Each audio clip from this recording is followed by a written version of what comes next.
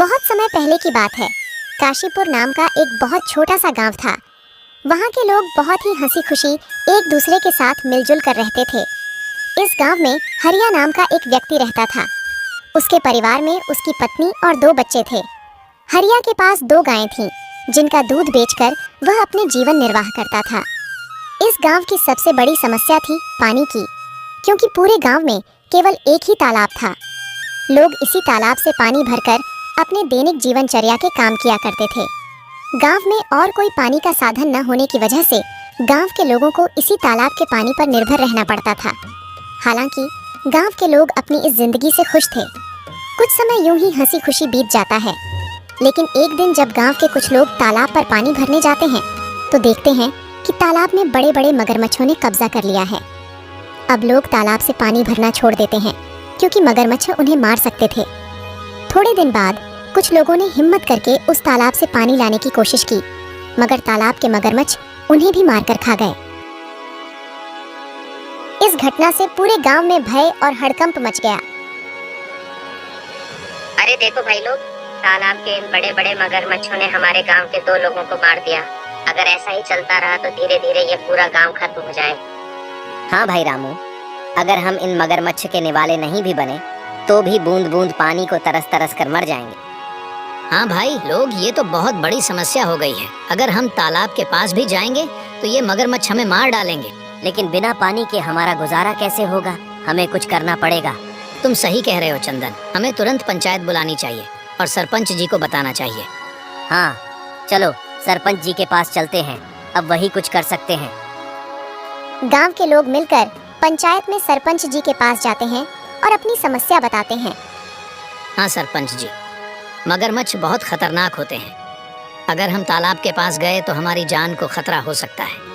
हाँ सरपंच जी, हरिया सही कह रहा है। हमने देखा कि कुछ लोग पानी भरने गए थे और मगरमच्छों ने उन पर हमला कर दिया। हाँ भाइयों, यह समस्या सच में गंभीर है, लेकिन हमें इसका कोई समाधान निकालना होगा। एक व्यक्ति है जो हमें इस समस्या से निकलने के लिए कोई बेहतर सुझाव दे सकता है।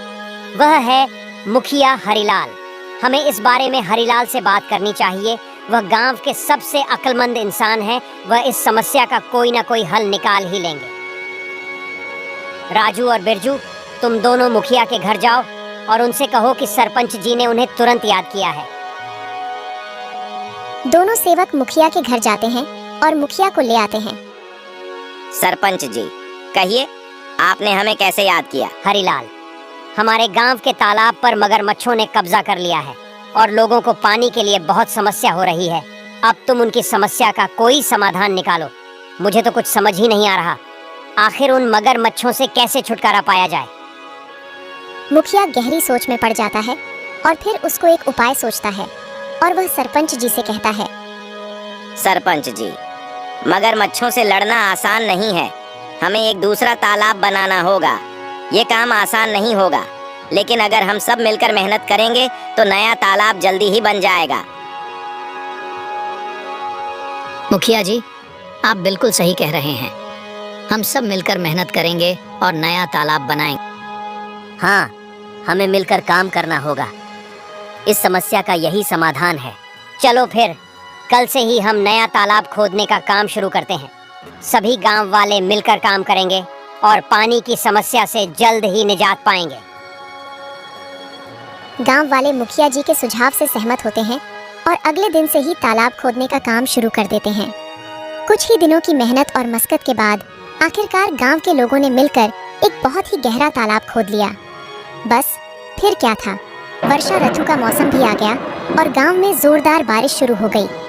बारिश से वह तालाब लबालब पानी से भर गया, जिसे देख गांव के लोग बहुत खुश हुए।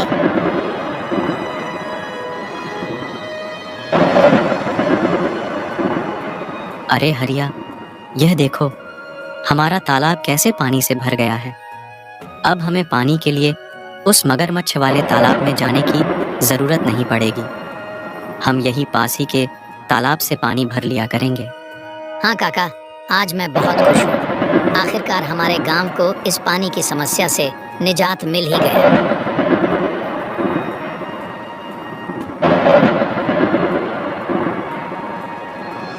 ऐसे ही कुछ दिन हंसी खुशी बीत जाते हैं। गांव के लोग तालाब के होने से बहुत खुश थे, लेकिन एक दिन गांव के लोगों की खुशी को जैसे किसी की नजर ही लग गई।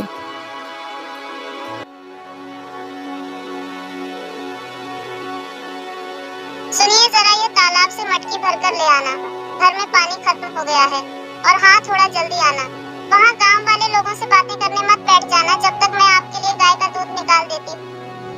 ठीक है राधा, लाओ 2 मटकी मुझे, मैं अभी पानी भर लाता हूँ। जब हरिया मटकी लेकर तालाब के पास पहुंचा तो उसने देखा वहां पर मुखिया हरिलाल खड़ा है और वह गांव वालों से पैसे ले रहा है। हरिया ने एक व्यक्ति को रोककर पूछा, भैया क्या बात है, ये मुखिया जी किस चीज के पैसे ले रहे हैं? अरे भाई हरिया, क्या बताऊं अब तुम्हें। अब यह मुखिया जी हमसे इस पानी के पैसे ले रहे हैं।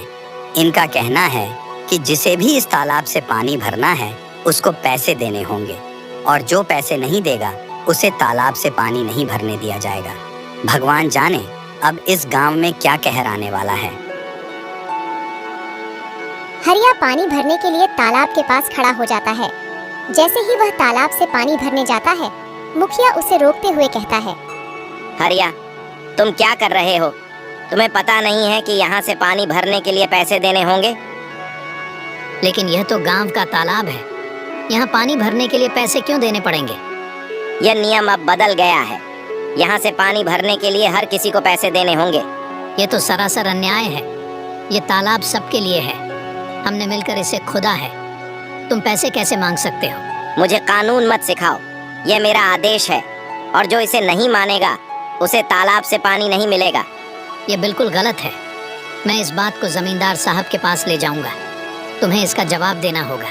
जाओ जाओ, जमींदार साहब के पास जाओ। लेकिन तुमने इस बारे में जमींदार के सामने अपना मुंह भी खोला तो तुम्हें और तुम्हारे परिवार को इसके गंभीर परिणाम भुगतने पड़ सकते हैं। मेरी शिकायत करने से पहले एक बार अपने परिवार के बारे में भी सोच लेना। हरिलाल से पंगा लेना तुम्हारे परिवार पर भारी पड़ सकता है। ठीक है, मैं पैसे दे दूंगा, लेकिन याद रखना यह अन्याय ज्यादा दिनों तक नहीं चलेगा। हरिया मजबूरी में पैसे देकर पानी भरता है और वहां से चला जाता है।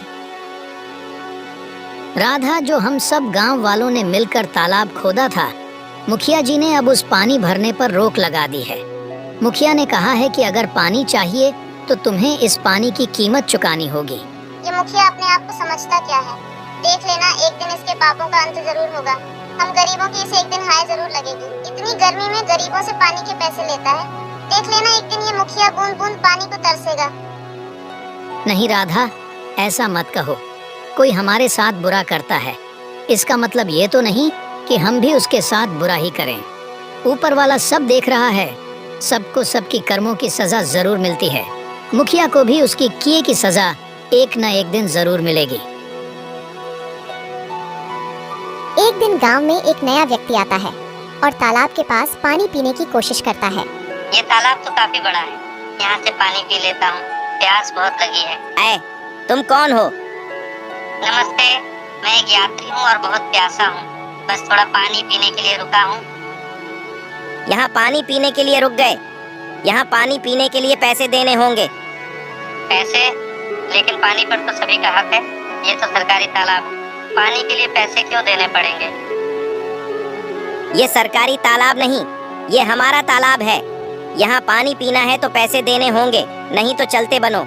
मुझे कानून मत सिखाओ, ये मेरा इलाका है और यहाँ मेरे नियम चलते हैं। अगर तुम्हें पानी पीना है तो पैसे दो, वरना चलते बनो। वह व्यक्ति बिना पानी पिए वहां से चला जाता है और सीधे जमींदार साहब के घर पहुंचता है। जमींदार साहब के घर के बाहर मुखिया के 2 आदमी खड़े थे। वह व्यक्ति से पूछते हैं, कौन हो तुम? तुम तो इस गांव के नहीं लगते। तुम यहाँ किस काम से आए हो? मैं जमींदार साहब से मिलने आया हूँ, उन्होंने ही मुझे बुलाया है। मेरा नाम मोहन है, मैं इस गांव का नया कलेक्टर हूँ। यह सुनकर वह दोनों आदमी उस व्यक्ति को अंदर जाने देते हैं। नमस्ते जमींदार जी, मैं इस जिले का नया कलेक्टर हूँ, मेरा नाम मोहन है।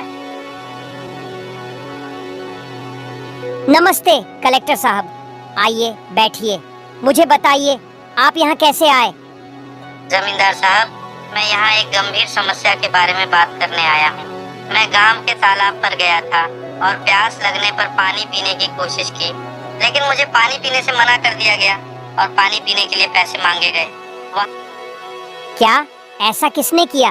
वहाँ मौजूद एक व्यक्ति ने मुझे साफ मना कर दिया और कहा कि बिना पैसे दिए पानी नहीं मिल सकता। तालाब का पानी तो सबके लिए मुफ्त है, यह बहुत गलत है। मुझे माफ कीजिए कलेक्टर साहब, मैं तुरंत इस मामले की जांच करूंगा।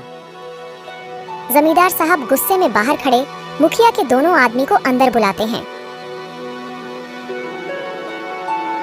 हमारे गांव में यह क्या चल रहा है? तुमने मुझे इसकी खबर क्यों नहीं दी? मैंने तुम दोनों को किस लिए काम के लिए रखा है? अब तुम सीधे सीधे यह बताओ कि यह जो कलेक्टर कह रहे हैं वह क्या सच है? कलेक्टर साहब का कहना है कि हमारे गांव के तालाब पर गांव के लोगों से पानी के पैसे लिए जा रहे हैं।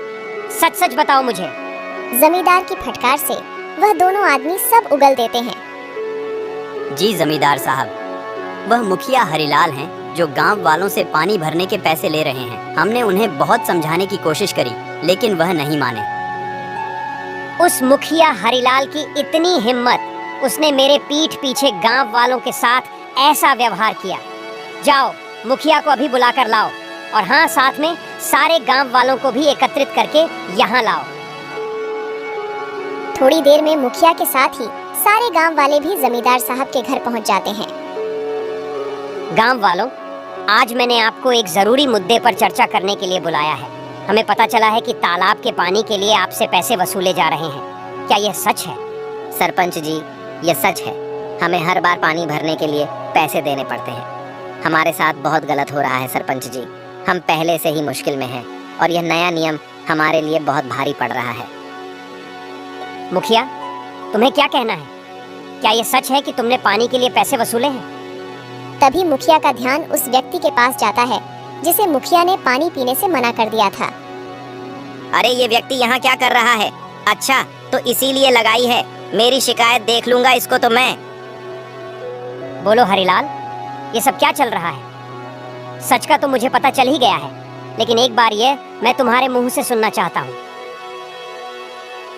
जमींदार साहब, मैंने ये सोचा था कि इससे गांव के विकास के लिए पैसे जमा होंगे, लेकिन अगर ये गलत है तो मुझे माफ कर दीजिए। माफी का समय अब नहीं है। तुमने गांव वालों और हमारे कलेक्टर साहब के साथ गलत किया है। मुखिया, मैं तुम्हें इस पद से तुरंत हटा रहा हूँ। तुमने अपने पद का दुरुपयोग किया है। अब गांव वालों को तुमसे कोई परेशानी नहीं होगी। मुझे माफ कर दीजिए जमींदार साहब। माफी मांगने से कुछ नहीं होगा। अब से तुम इस पद पर नहीं रहोगे और गांव के किसी भी फैसले में तुम्हारा कोई अधिकार नहीं होगा। जमींदार साहब, हमें तो लगता था कि यह तालाब सभी के लिए है, लेकिन मुखिया जी ने इसे अपनी संपत्ति ही बना लिया है। गांव वालों, मुझे खेद है कि आपको ऐसी कठिनाइयों का सामना करना पड़ा। मैं आपको आश्वासन देता हूं कि आगे से ऐसा कोई अन्याय नहीं होगा। तालाब का पानी अब सभी के लिए मुफ्त होगा। धन्यवाद जमींदार साहब, आपने हमें न्याय दिलाया। गांव वाले यह जानकर खुशी खुशी अपने काम में वापस लौट जाते हैं कि अब उन्हें तालाब के पानी के लिए कोई भुगतान नहीं करना पड़ेगा और उनके साथ कोई अन्याय नहीं होगा।